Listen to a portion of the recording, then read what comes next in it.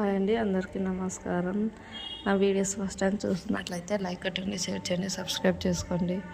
ఈరోజు వంట అయితే ఆలుగడ్డ కూర. ఇక సందులో మొత్తం అయితే మట్టి అవుతామని అయితే సందులో పోతున్నాము. మొత్తం మట్టి అయితే ఇవాళ వానకాలం వస్తాయి, నీళ్ళు ఆగుతాయి, మళ్ళీ నీళ్ళు అందులోకే ఇంకుతాయి అన్నట్లు మొత్తం అయితే క్లీన్ చేస్తున్నాము. మళ్ళీ దోమలు అవన్నీ చాలా అవుతాయి కదా. వంట అయితే మొత్తం పూర్తి చేసుకొని అయితే ఆ పనిలోకి పోయినాము. ఇక తిని చేస్తే ఇక జర అలసట అనిపించదు అన్నట్టు. ఇక అన్నం కూడా నిన్నటిదేమో పుంటికూర చట్నీ ఉన్నది. ఇక పొయ్యి అంతా క్లీన్ చేసుకోవాలి. ఇక మామిడికాయలు ఏమో కోసి ఎండకైతే పెట్టిన, పసుపు ఉప్పు కలిపి ఎప్పుడన్నా పప్పులోకి వేసుకొని వస్తుంది అన్నట్లు ఇక కోసి కలిపి ఎండకైతే పెట్టుకున్నాను. నా వీడియోస్ ఫస్ట్ టైం చూసినట్టు లైక్ కొట్టండి, షేర్ చేయండి, సబ్స్క్రైబ్ చేసుకోండి. 2-3 రోజుల నుంచి ఎండ బాగా కొడుతుంది కదా, ఎండుతాయి అన్నట్టు కోసి అయితే పెట్టినంటి. ఇక బట్టలు అయితే ఉన్నాయి. బట్టలన్నీ అయితే నీట్గా మడత పెట్టుకోవాలి. అన్నీ గలీజ్గా ఉన్నాయి. బట్టలు మడత పెట్టుకుంటే అయిపోతాయి. రేపు సోమవారం రోజు అయితే పూజ చేయాలి. ఇక నేరేడు పండ్లు అయితే తినబుద్ధి అయినాయని నేరేడు పండ్లు